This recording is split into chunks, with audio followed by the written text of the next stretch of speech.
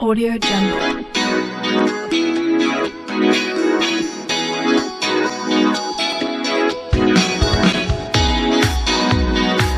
Audio Jungle.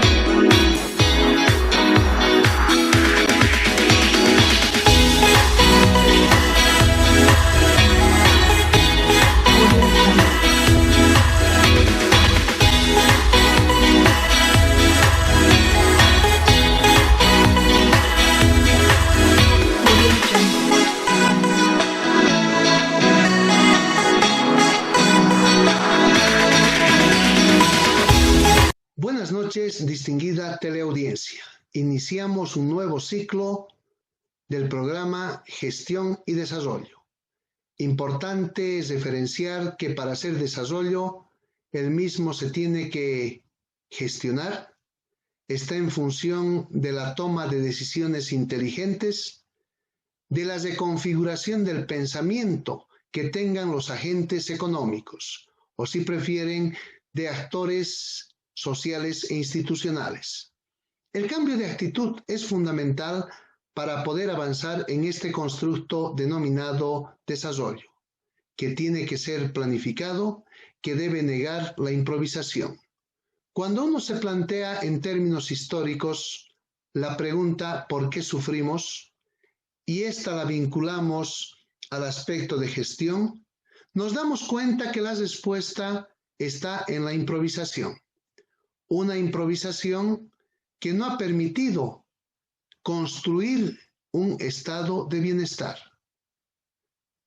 Ese estado de bienestar tendría que tener un modelo definido de educación, salud, nutrición para la producción, que aproveche las ventajas diferenciales de pisos ecológicos y de la diversidad de culturas con las cuales cotidianamente interactuamos.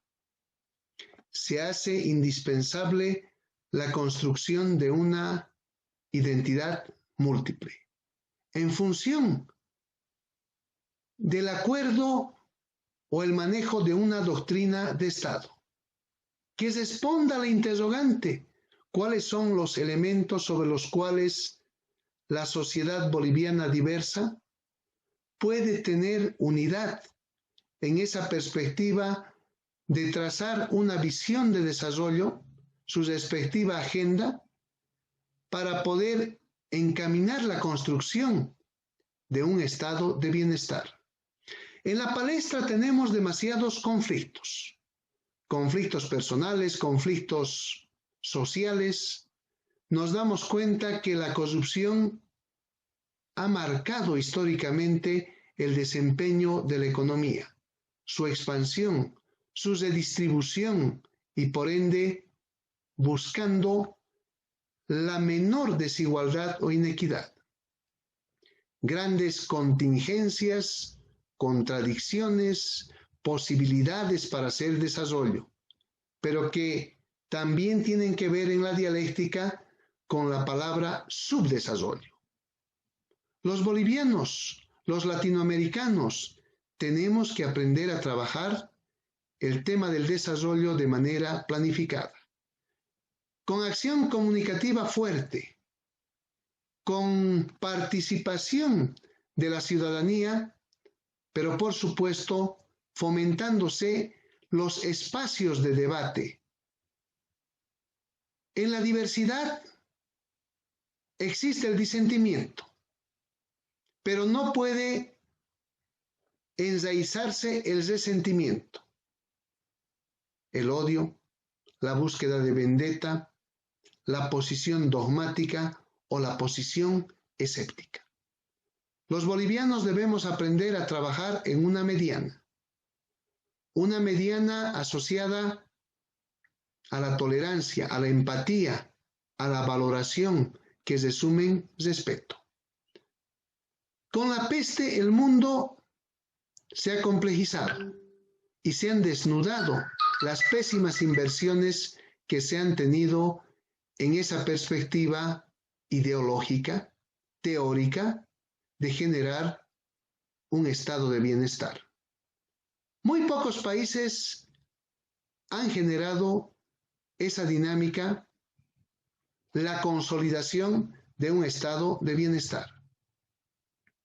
En nuestro medio nos damos cuenta que la economía no se ha expandido, que la peste ha demostrado un problema de desobediencia civil, la gente ha salido a las calles, ha presionado, percibimos y analizamos los indicadores, tenemos demasiada informalidad, una informalidad vinculada a la economía oculta o sumergida, no la economía del océano, ustedes me entenderán.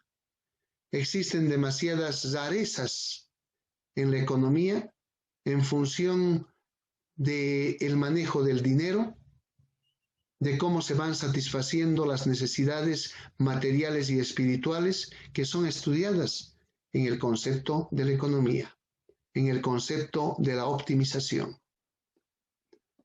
En nuestra sociedad nos damos cuenta de que la hipocresía está campeando, con dos elementos que resumen su origen: la baja acción comunicativa, de la que habíamos hecho referencia, y por otro lado, el aspecto de la desinteligencia emocional.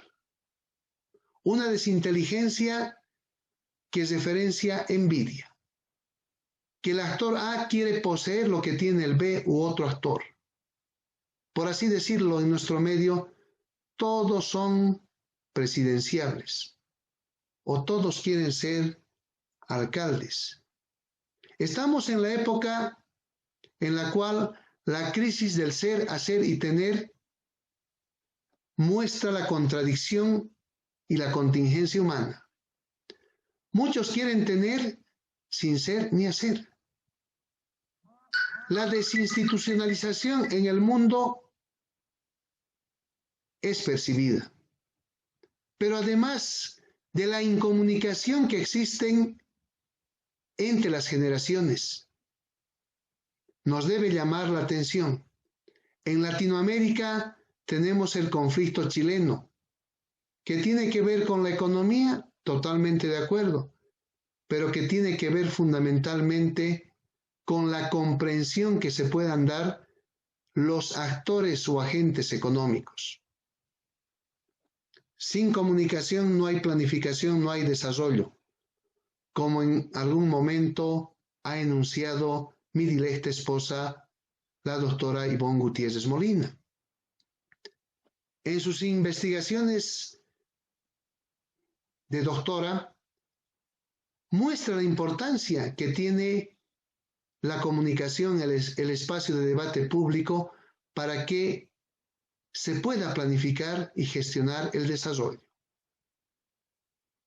Es importante que en Latinoamérica, que en Bolivia particularmente hablando, exista mayor nivel de comunicación, participación, tolerancia para hacer la planificación, para redefinir un modelo, para generar las políticas públicas que resumen el aspecto social y económico, monetario, cambiario, fiscal.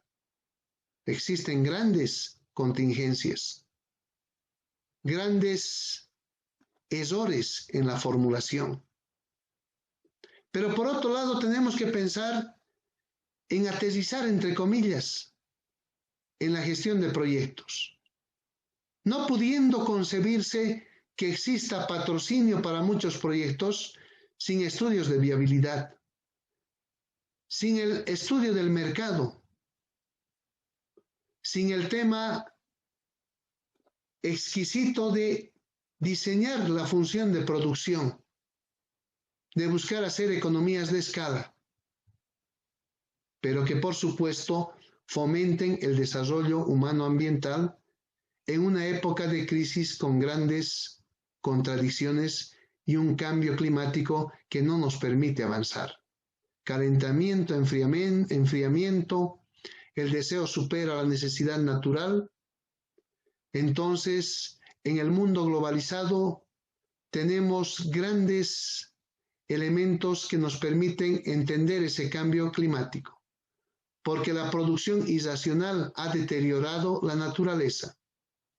Tenemos el embate de la naturaleza, huracanes, terremotos, asociados al consumismo. La sociedad boliviana es una sociedad en la cual el deseo efectivizado ha superado la necesidad natural. Es un país rico en recursos naturales que no ha tenido la capacidad de generar políticas demográficas, económicas acertadas. De más de 2.300.000 y pico kilómetros cuadrados, hemos perdido aproximadamente 9 países europeos por no planificar, por no tener visión y compromiso de los actores sociales e institucionales, o si prefieren, los agentes económicos vinculados al ejercicio del poder.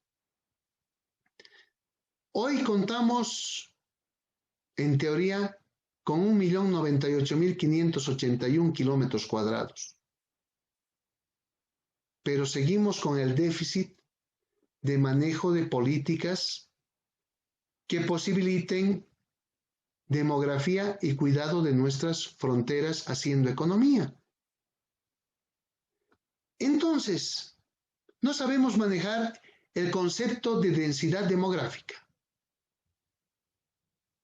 Y ese es un elemento importantísimo que se debe trabajar en la economía.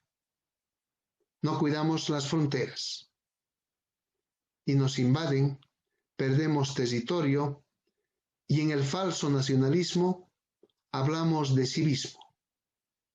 Hablamos de que nos han robado otros países nuestro territorio, pero contradictoriamente cuando referenciamos en nuestra historia la reforma agraria, se quita la tierra al señor feudal. ¿Y qué se hace, señores? Se la lotea y no se genera el trabajo destinado a buscar la seguridad con soberanía alimentaria.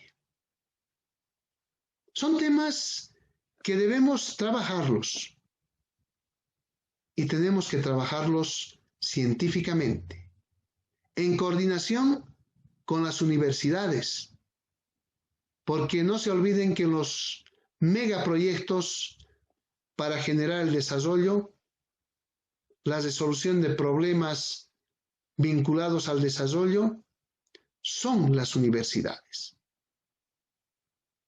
La investigación-acción para la interacción e integración de actores sociales e institucionales no tiene que dejarse de lado. La declaración de sector estratégico para el desarrollo en las universidades tiene que efectivizarse. Estamos postergando muchas generaciones estudiosas por el aspecto del mal manejo y conceptualización de lo que realmente es la política, el ejercicio del poder, la capacidad de hacer gestión, pero la gestión se hace con la investigación que vincule mínimamente la innovación, si no se puede la invención, para aplicar el conocimiento y transformar la realidad construyendo un estado de bienestar. El día de hoy tenemos un entrevistado importantísimo, el profesor Pablo Cuba, expresidente del Colegio de Economistas de Cochabamba, destacado profesor y colega de la Universidad Mayor de San Simón, con el cual vamos a interactuar en esta perspectiva de entender lo que está ocurriendo en la economía. Espacio de entrevista, importante hacer reflexiones sobre la economía. Tenemos un invitado especial, el doctor Pablo Cuba, a quien le damos la más cordial bienvenida. Doctor, muy buenas noches. Importante reflexionar la economía en función de las perspectivas o pronósticos que hace en un primer momento el Banco Mundial. Se estima una caída del PIB boliviano el 2020 de 5,9%. Aproximadamente en relación al año pasado estaríamos indicando que caería en 2.400 millones de dólares. Asimismo, existe el tema pendiente, lo vamos a llamar, de investigación del casos respiradores y otros temas que han sido utilizados en la represión, que nos podrían dar aproximadamente 6.000 millones de dólares de déficit que podría tener la economía en la circulación de la masa monetaria. Muy buenas noches, distinguido profesor. Bienvenido a Gestión y Desarrollo. Buenas noches, gracias por la invitación. Sí, son temas preocupantes, temas que hay que tratarlos sobre todo por el futuro de la economía y que vale la pena por los datos que se establecen por el Banco Mundial y por el análisis que acabas de hacer. Creo que realmente merece una salida a un entuerto un poco complicado que ya se venía dando desde el año 2015 y también los organismos internacionales señalaban eso, que la economía estaba empezando a ralentizarse, es decir, a ponerse más lenta en cuanto a su crecimiento económico, pero había terminado todavía con un signo positivo en el Producto Interno Bruto. Obviamente la pandemia del año 2020 ha sido muy fuerte, realmente ha paralizado todo el mundo y ha creado este tipo de situaciones extremas de caída del crecimiento por efecto de que se ha paralizado la economía en su conjunto, la economía tanto nacional como la economía mundial. Y por otro lado, un tema que has tocado que me parece excelente y gracias por la invitación, es el hecho de la corrupción, ¿no? Hay una estimación ahí que se ha dado, que serían alrededor de 4.000 millones de dólares aproximadamente, que es un monto bastante alto. Y eso también es algo que preocupa para los bolivianos. Tal vez a partir de esos dos aspectos podemos seguir conversando. Es importante entender que la sangre, entre comillas, de la economía es el dinero. El dinero bien aplicado genera un efecto multiplicador saludable en la economía, más bien, si quieren, asociado a lo que es la palabra inversión, a la gestión de proyectos, a la planificación. Pero ¿qué es lo que pasa? Somos una economía primitiva. Nos dedicamos a explotar y exportar materia prima y consumimos el producto acabado de los países industriales. No hemos expandido la economía, hacemos crecimiento, un crecimiento que no sirve para diversificar. Hoy, en tiempo de peste, nos damos cuenta de que no ha habido mucha inversión en esa perspectiva de generar un estado de bienestar. Nos hemos dado cuenta que la peste, entre comillas, ha generado o ha desnudado, en este caso, la pésima inversión longitudinal que tiene la economía boliviana. La restricción de modelo, un modelo de salud, nutrición y educación para la producción prácticamente inexistente, que debe ser construido, que tiene que ser trabajado y, por supuesto, comprometido por la interacción de los agentes económicos. Tiene que haber una recontextualización de los roles de esos agentes económicos. Demasiados conflictos, mente negativa y, por supuesto, esto amerita un conjunto de medidas en el orden económico y fundamentalmente en ese aspecto educativo de aplicación del conocimiento, estimado profesor Cuba. Muy importante el análisis, muy importante. Comenzaré de la parte que has señalado, que me parece excelente, es el tema de que Bolivia, a pesar de los años que han transcurrido, del boom de las materias primas y de la expansión de la economía desde el año 2006 a la fecha, no ha podido superar esa situación de país primario exportador. Es decir, ha sido muy difícil. Se han hecho intentos, es innegable, esfuerzos por crear bastante inversión en industrias vinculadas al Estado, pero muy pocas han dado un fruto que se debería esperar. Solo pondré el ejemplo del caso de la inversión que se hizo para la planta de urea y que aproximadamente ha representado alrededor de $1.000 millones, que era una buena idea, Además era llave en mano, la empresa garantizaba poca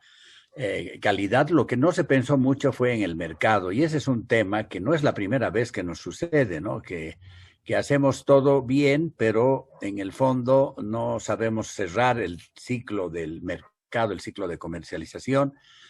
Y claro, ha hecho que la producción, fallas técnicas también dentro de la empresa, dentro de la fábrica, hubieran impedido de que nosotros lleguemos al mercado que era el más importante, que era el del Brasil.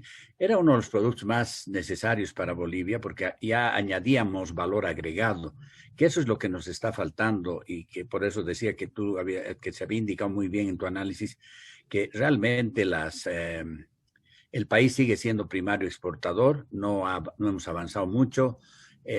Hay temas relevantes a la ausencia de un modelo efectivamente serio, porque si bien el modelo, este último modelo que nos mantiene todavía, que yo creo que está muy vinculado al 21060, que es un modelo, que yo creo que ahí está el origen del cambio en la economía boliviana, sobre todo por las reformas de segunda y tercera generación que se hicieron, tanto en el ámbito financiero, en el ámbito comercial, en el ámbito, bueno, en distintos ámbitos de la economía, que han hecho que Bolivia tenga una estabilidad económica muy interesante. Son los países más estables, innegablemente. Después de la hiperinflación, creo que hemos logrado encontrar un rumbo interesante para empezar a construir institucionalidad, y eso es lo que no deberíamos dejar de hacerlo.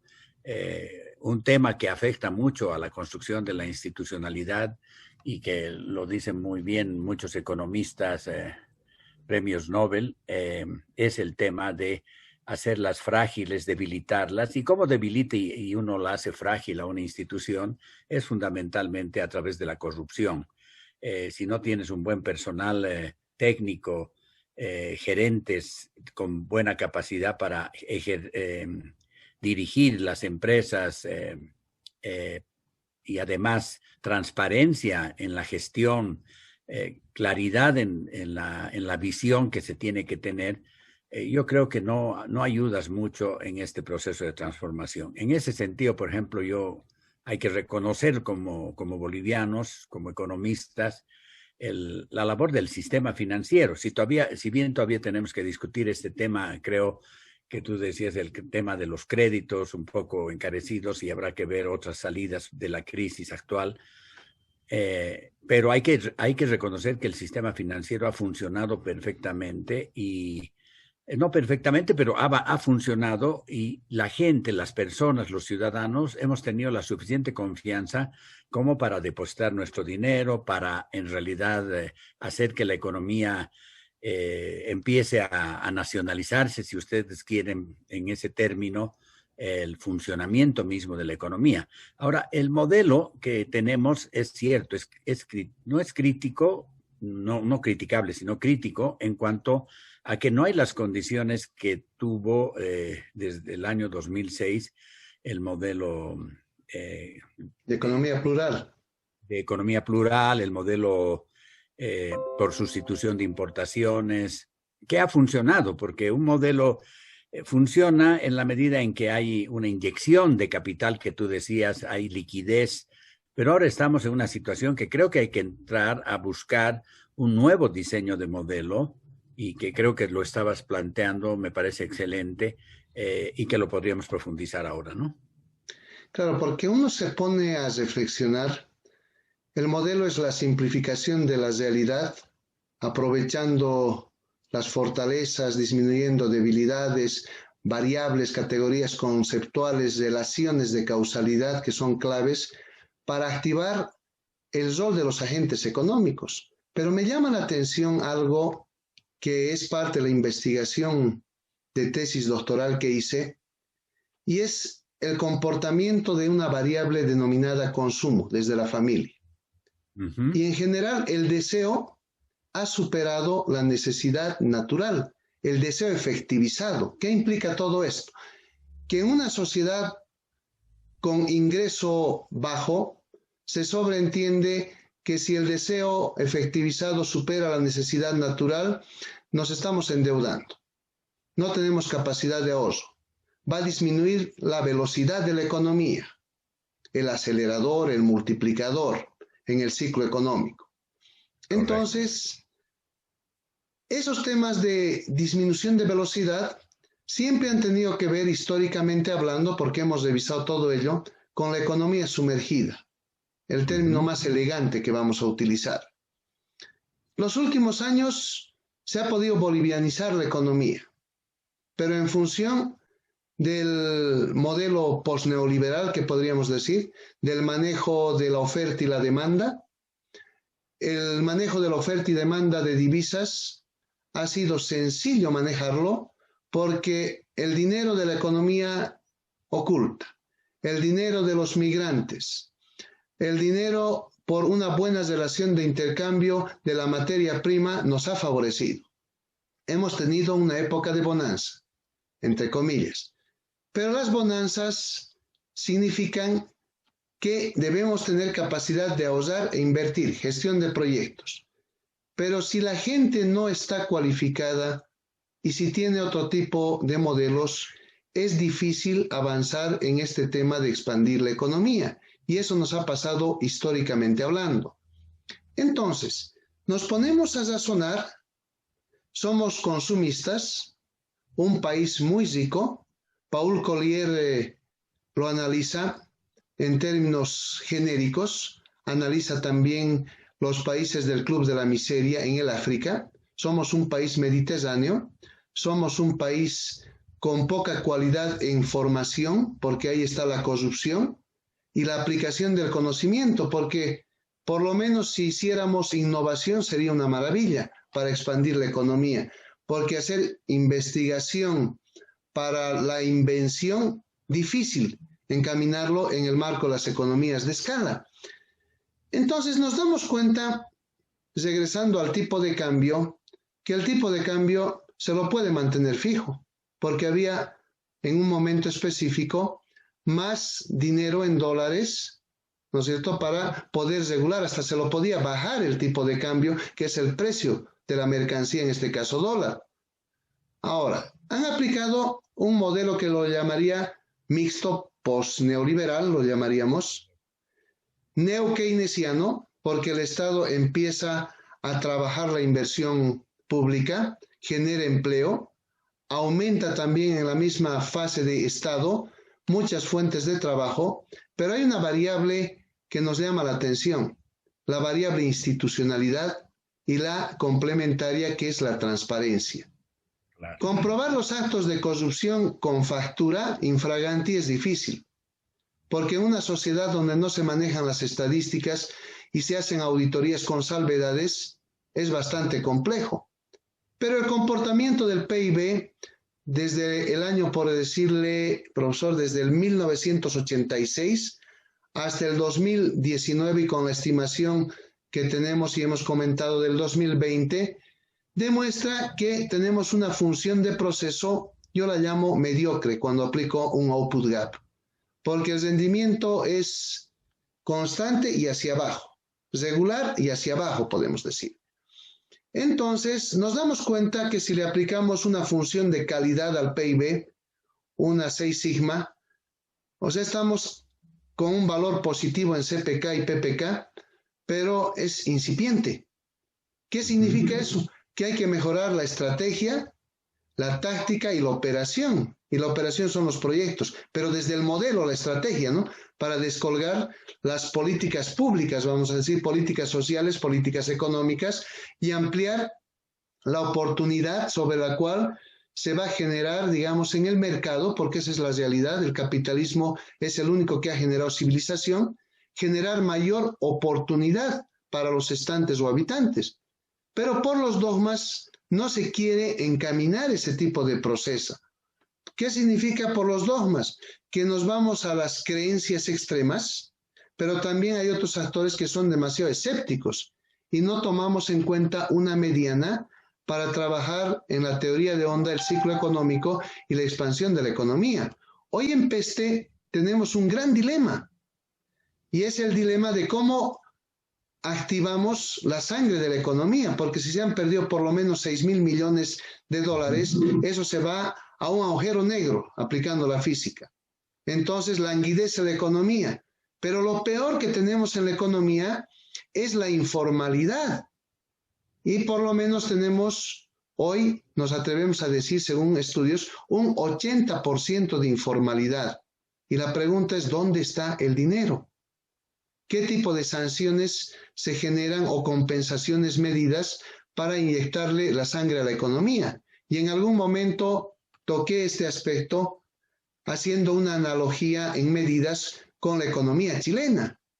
Entonces los chilenos se prestan dinero para activar su economía, para cuidar su salud, y tienen un buen sistema de salud, pero por el otro lado empiezan a desembolsar un porcentaje significativo de los aportes de las AFPs para que no languidezca la economía chilena. Y la economía chilena, abismalmente hablando, cuando comparan con la boliviana, o sea, los bolivianos comparamos la economía nuestra con la chilena y nos damos cuenta que ni siquiera son conjuntos medianamente homogéneos para compararlos. Entonces, pero podríamos copiar, entre comillas, algunas medidas en relación a la pandemia. Y valdría la pena, profesor Cuba, inyectar el tema de devolución de dineros de las AFPs, o se armaría tal vez un mayor escándalo porque por ahí ya se evaporaron los dineros. Esa es una duda. Esperemos que no sea así, ¿no? Se supone que las AFPs, para hacerlas rentables, parte de las inversiones, de las reinversiones que han hecho con el dinero de los contribuyentes a las AFPs, ha sido entregarles al propio gobierno, al propio Estado boliviano. Aproximadamente el cálculo es 4.000 millones de dólares. Esperemos que no sea así, que ese dinero en algún momento retorne, porque claro, ese era el único que le pagaba una rentabilidad más alta, porque en el mercado mundial la cotización, la rentabilidad que tenía la AFP en otras instituciones y en términos de confianza, de seguridad, eran muy, muy limitados. Entonces, prefirieron prestarle, bueno, y además ahí, claro, han influido cuestiones políticas. Eso no está bien, ¿no? No está bien que nos prestemos entre nosotros mismos, y el modelo que explicabas, que me parece interesante, creo que comparto contigo además plenamente en el análisis que acabas de hacer, me pareció excelente, muy, muy bien enfocado, y que nos lleva a esa idea del agujero negro, del freno de la economía, y que hay que buscar una salida. Y esa salida podría estar en el tema de la contribución de las pensiones a las AFP, es decir, de los aportes que se tienen en las AFPs. Y comparando con el caso de Chile, Chile es verdad, es un país, digamos, ha sido un país en crecimiento, un ejemplo hasta hace muy pocos años, excepto que se rezagó. A diferencia de otros países, se rezagó en el tema político, y eso le ha causado el problema social tan fuerte a Chile, que no ha sido tanto el problema como tal económico. Yo creo que Chile aprendió si bien hay situaciones de extrema pobreza, pero ha tenido políticas sociales muy interesantes y también políticas de salud. Hay escritores chilenos que hablan sobre su propia economía, y por supuesto siempre hay críticas al modelo que se ha desarrollado, y porque ha sido muy, muy complejo el salir de un periodo dictatorial, cambiar todo lo que fue Chile de la década de los 50, cuando el proceso de sustitución de importaciones fue muy bien implementado por la economía chilena, y luego ya en los años 70 con los proyectos de integración, mediados de los 60, el Pacto Andino, por ejemplo, Chile se da cuenta que no podía seguir por esa línea de los procesos de sustitución de importaciones, porque perdía competitividad, y los economistas o políticos chilenos en esa época se dieron cuenta que lo mejor era retirarse del Pacto Andino. Claro, hoy día Chile tiene más de 56 acuerdos internacionales con países en todo el mundo, y es una economía muy pujante, muy de mucho crecimiento, pero sabe cómo actuar en su momento, ¿no? Cambió todo su esquema, lo que un poco planteas tú también me parece excelente por ahí desde ese punto de vista, cambió su esquema de política de sustitución de importaciones y la transformó a una economía de mercado abierto, completa, que fue interesante porque eso hizo que cambien la mirada de sus instituciones, el papel de los de los productores, el desarrollo de la innovación, el ingreso del capital extranjero. Chile se convirtió en uno de los países con mayor atracción de capitales y eso tuvo mucho éxito. Ha tenido muchos problemas. French Davis, que es un economista chileno muy conocido, hizo una fuerte crítica al tema de concentración del ingreso. Es cierto, hay problemas. Todo modelo va a tener alguna dificultad que nos va a generar, pero en el fondo, con los ajustes que empezaron a hacer, Chile empezó a salir adelante, que eso es lo interesante, y temas de innovación, etcétera. Tal es así que Chile, el capital chileno, tiene una fuerte presencia en el Perú. El desarrollo del Perú también se debe, de los últimos 10 años, se debe a la inversión que hacen los chilenos en el Perú. Entonces ha habido una complementariedad muy interesante, porque además miran esos dos países, miran muy bien hacia los países asiáticos, que eso es lo que también les ha dado una fortaleza. Perú también tiene sus grandes problemas y tiene esas inversiones chilenas y se han complementado de una manera muy interesante. Yo creo que esa dinámica, hablando ya desde esa perspectiva, cómo utilizar o no utilizar los recursos de las AFPs para inyectar en un momento de crisis, de esta crisis que estamos viviendo en los años 20, del 2020, del 2020, por efecto de la pandemia, por el efecto ya de la falla del propio sistema, del modelo económico, yo creo que es muy válido. Es decir, Chile lo ha hecho, 10% para cada uno de los aportantes a las AFPs, y hoy día están discutiendo en el Congreso chileno sacar otro 10% más. ¿Qué hace eso? Realmente genera mucha liquidez. Y esa es la liquidez que creo que estamos buscando todos, y no todo canalizar por el crédito, ¿no es cierto? Por el crédito. El crédito es importante, no tenemos que cerrarnos a posibilidades de crédito, sobre todo el crédito multilateral, que puede ayudarnos mucho. Entonces, Alfredo, yo veo con mucho entusiasmo la posibilidad de fortalecer el proyecto de que el país, los bolivianos, puedan beneficiarse de los aportes que han hecho, porque frente a una informalidad, que hay mucha informalidad, en Chile también ha crecido la informalidad, claro que es bajísima comparada con el caso de Bolivia, pero los que han aportado sus cuotas a las AFPs es una buena forma de poder ingresar en sus economías familiares un recurso con alta liquidez que les va a permitir una disposición en sus economías para poder realizar consumos, y eso por supuesto va a tener un impacto inmediato en la actividad productiva, en el crecimiento de la economía. Así que voy por esa situación. Por supuesto que habrá que después mirar qué otros ajustes más tendrá que hacerse al modelo económico actual. Es importante, y esa variable institucionalidad para hacer eficiencia en la gestión pública, que es clave. No se puede despedir a la gente, pero ya debería haber un mejor control de la productividad en lo que es el sector público, porque el sector público es inversión pública, y también en los otros agentes económicos, porque la pregunta es, ¿en qué medida nosotros tenemos empresas? Porque se confunde a veces el emprendimiento, el oportunismo de hacer un negocio, con un tema de oportunidad para generar una empresa que en esencia sería una organización exquisitamente estructurada y que haga economías de escala. Y todo eso se mete a la misma bolsa. Veía en un medio de comunicación con qué facilidad, y estamos hablando de magísters, confundían el emprendimiento, el negocio con una empresa. Y como se ha confundido en el tema de hacer registro en Fundempresa.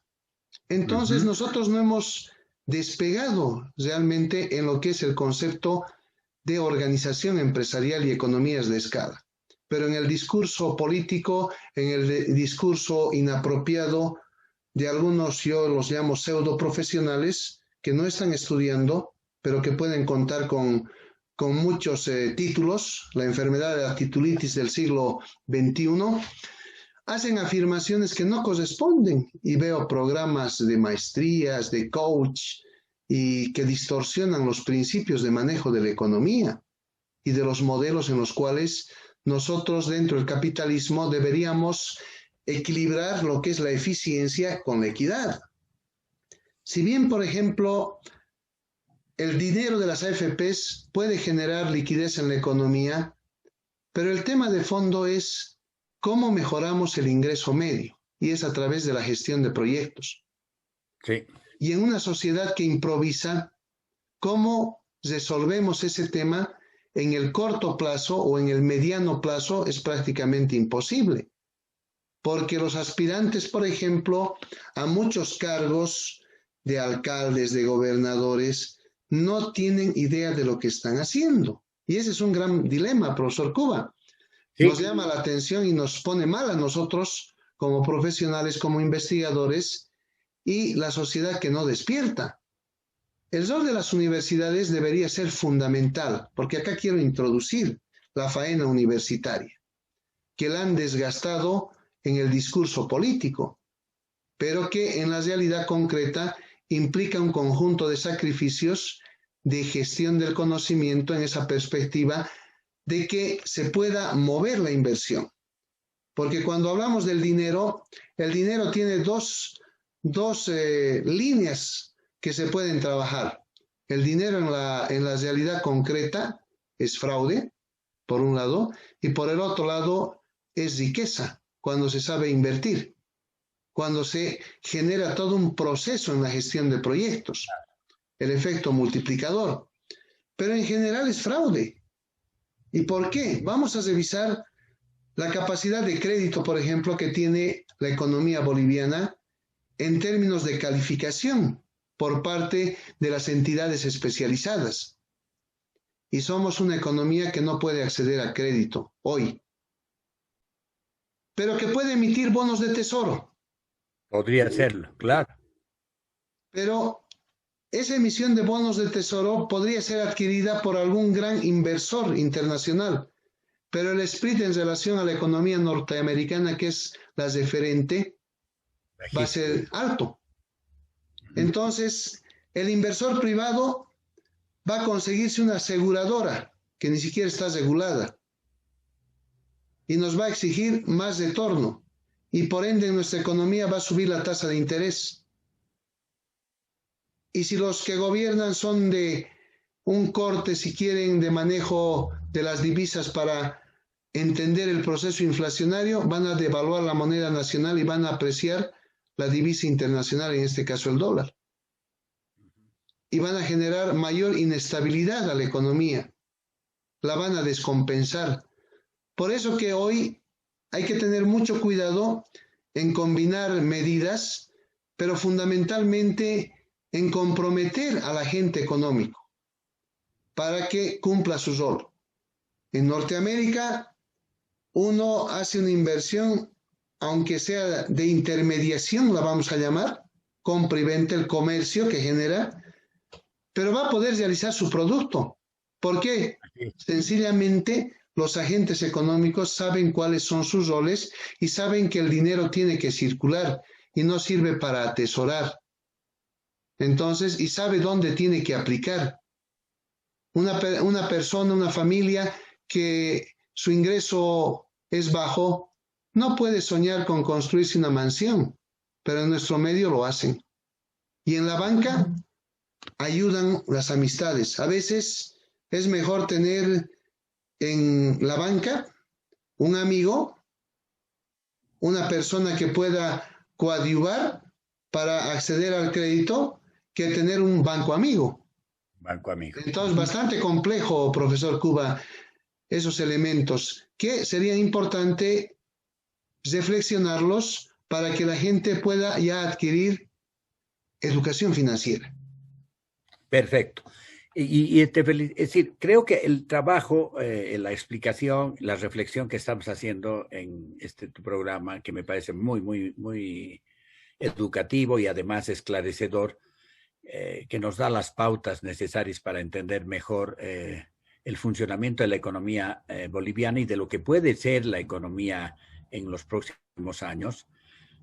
Has tocado entre los puntos importantes el tema de la gestión empresarial y creo que a veces se han confundido, como tú has señalado, los términos, los conceptos, los programas educativos que se están haciendo en las universidades, el papel de las políticas públicas.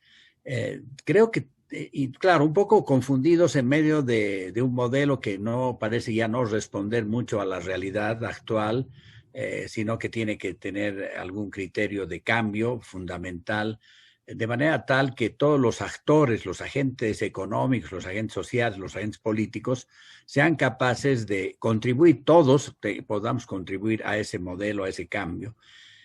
Y el ejemplo más interesante, y tú has explicado muy bien desde el punto de vista científico, académico, el tema, Chile, cuando decidió transformar su modelo económico, allá por la década de los 70 o 60, pensó lo mismo, tenía mucha capacidad, tenía mucho reconocimiento a nivel mundial, pero veían que era insuficiente su expansión económica, se estaba generando esto que tú has señalado, se estaba desvirtuando el control sobre los agentes económicos y su potencial capacidad de contribución a la economía, que exactamente es dónde queda ese agente económico que de pronto es frenado por ciertas posturas ideológicas, posturas políticas o ciertos criterios un poco anacrónicos que no permiten que se desenvuelvan esos agentes económicos. Entonces, cuando eso uno se da cuenta, yo creo que lo mejor es empezar, y por eso pongo el ejemplo de Chile, porque hay otros países que lo han hecho también y que realmente los resultados han sido muy buenos.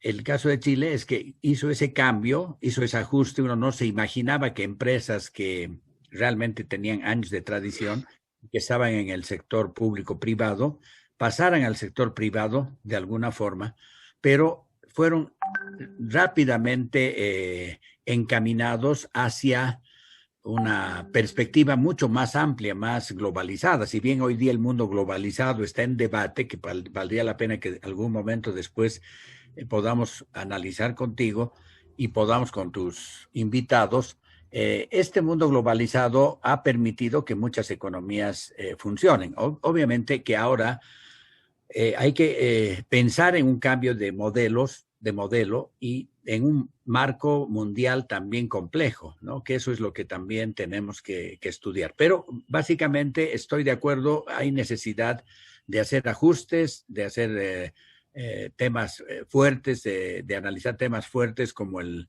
tema del papel de los agentes económicos, de la gestión empresarial, que me parece fundamental, el debate de la gestión empresarial, cuáles son sus roles y algo que es importante, cuáles son sus expectativas, más allá de las de corto plazo, porque tú sabes, en economía nosotros estudiamos el largo plazo. Y en el largo plazo, ¿cuál es la perspectiva del sector empresarial? Que creo que sería muy importante su rol, su papel, su participación.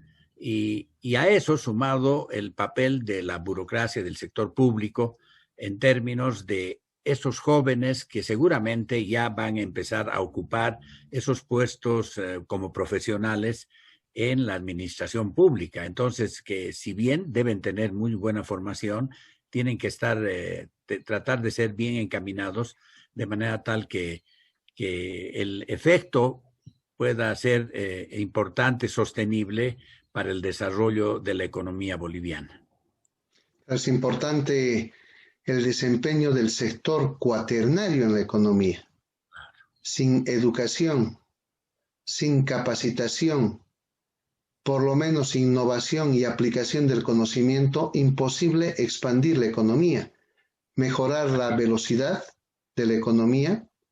Si quieren hacer que el multiplicador en verdad por unidad invertida genere una unidad mayor a lo que es el ingreso percibido por los agentes económicos y que tenga la posibilidad de remultiplicar, ¿no?, en el ciclo económico y mantenernos en el camino a la prosperidad. Si estamos en el tema del auge, tener una planicie de largo plazo, de tal manera que sepamos sopesar la época de vacas flacas, porque siempre va a haber rendimientos decrecientes. Así Claro. como suben los cuerpos, las economías también se desaceleran por las contradicciones de pensamiento, de modelo que tienen los agentes económicos, y también a veces es el agotamiento de ese modelo, ¿no? En términos sencillos, profesor Kuba.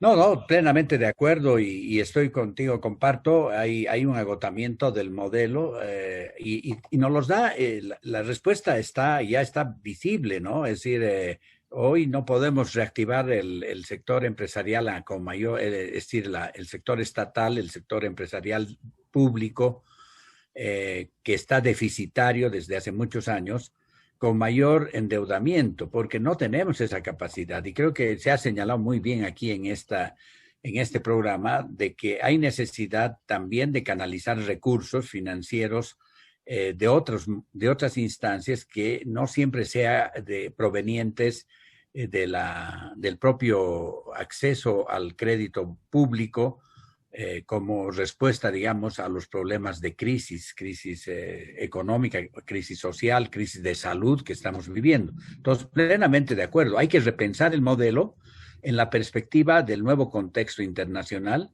de manera tal que nos permita, como tú señalabas, y creo que es lo que tenemos que ver, una perspectiva de largo plazo en un horizonte mucho más claro que el que en este momento estamos teniendo, y ojalá que podamos ir dando pautas, algunas sugerencias, o podemos estructurar ideas para que realmente eso se ejecute en el país para beneficio de todos los bolivianos.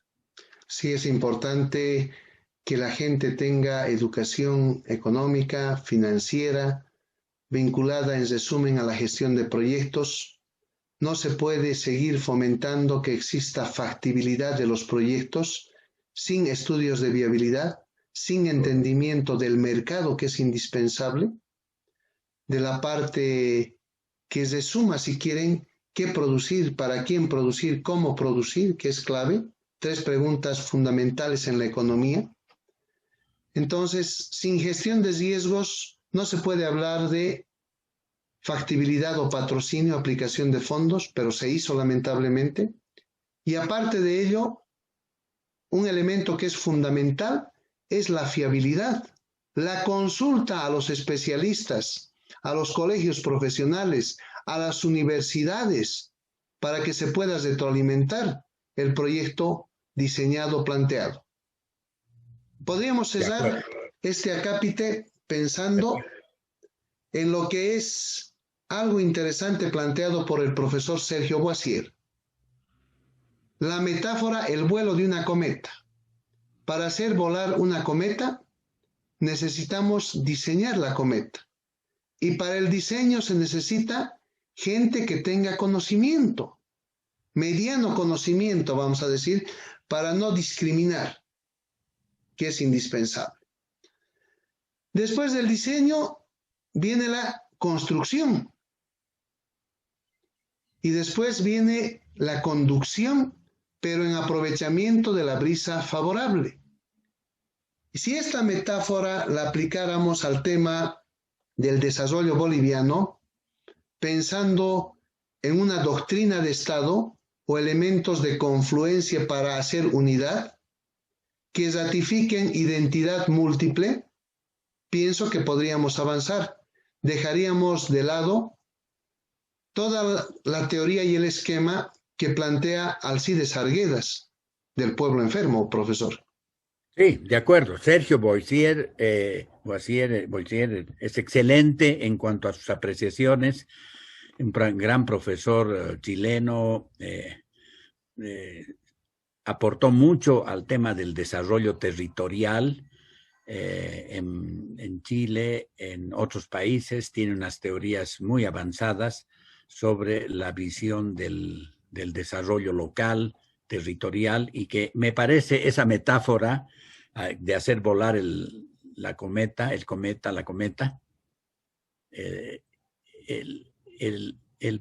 esa idea de construcción de espacios público-privados está en nuestras manos y en las manos de los jóvenes, que tienen que ser guiados por esto que tú has dicho mucho y has reiterado: las universidades, los colegios de profesionales, que juegan un papel clave en este momento para realmente guiar en esta idea y en esta concretización, sobre todo, de la construcción de un modelo que se adecue a los tiempos actuales. Gracias, profesor Cuba, por su participación en el programa Gestión y Desarrollo. Buenas noches. Buenas noches. Audio Jungle.